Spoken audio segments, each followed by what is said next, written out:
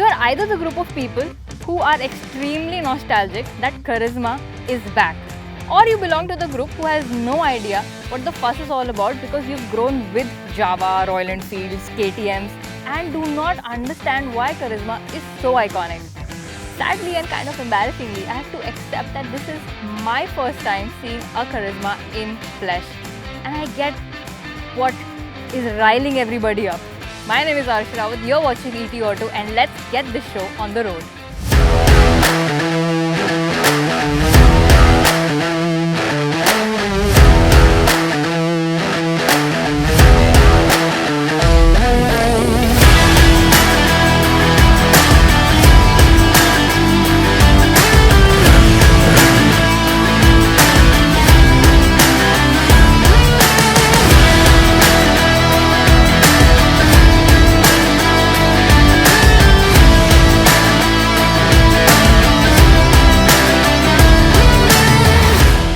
Things first, Karizma was a good looking bike then, Karizma is a good looking bike now.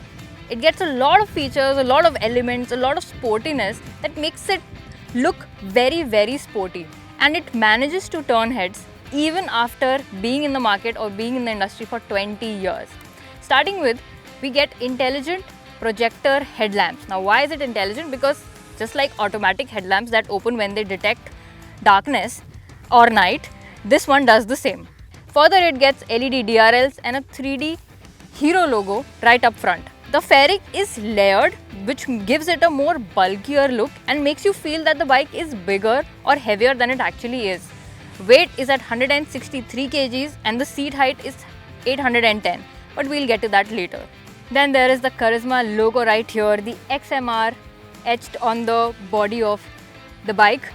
It gets a split seat mechanism, the handlebar is nice and sturdy. The tail lights are actually quite funky because they extend it to the end. It also gets LED indicators, and what is very important for Karizma is that it gets dual channel ABS. Apart from that, it gets 100 by 80 size tires at the front and 140 by 70 size tires at the rear. The entire motorcycle gets a trellis frame. It gets alloy wheels and pedal discs at the front and at the rear. You have to give it up to Hero for offering all of this in one single variant. Yes, the Hero Karizma is now offered in just one single fully loaded variant and 3 color options: yellow, red and black. 300mm at the front and 230mm at the rear. While the new Karizma is filled to the brim with features, it does get a little apprehensive in terms of usability. For example, the screen, which looks like a TFT but is a digital instrument cluster, is a bit small when you are riding and want to see what current or exact RPM you are on. So in direct sunlight or very harsh sunlight, you would feel that you're not able to see the display properly. Second is that although I do appreciate the styling of these rear view mirrors, they do hinder with the usability a little bit. We are used to circular or more rectangular rear view mirrors that give you a very proper view of the traffic behind, but these, although look very nice, affect the usability a little bit. And although they are giving a very new and segment first feature of adjustable windscreen, this is actually the maximum height it is at. Press the button, which is a bit hard to press, and it goes down.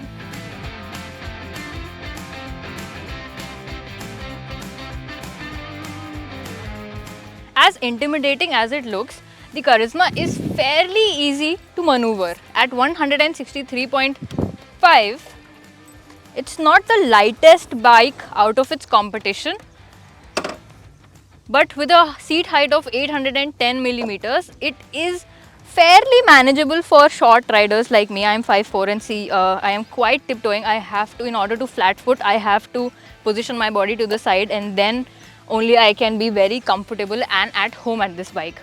But what it loses in ergonomics, probably because of this huge fairing, it gains in maneuverability. Now, since as we compare it to the R15, which has a very heavy fairing and turning is a bit tricky, here turning is a bit tricky for another reasons, but it's not because of the fairing, it's because the handlebar is positioned and functions in a way that I cannot point my nose where I want to go very accurately. At 25.5 PS of power, the power delivery is quite linear, although it loves to downshift a lot.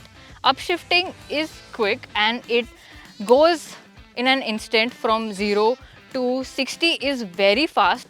After it reaches 100, you do feel that the bike is losing its grip on the tarmac a little bit and it gets very light. But it is a very rev happy engine because this 25.5 PS of power is attained at 9250 RPM. So yes, it revs up very nicely, very fast and very aggressively. While being mated to a 6-speed gearbox, the shifts are quite smooth. What is going to benefit Hero for the Karizma is its fuel efficiency.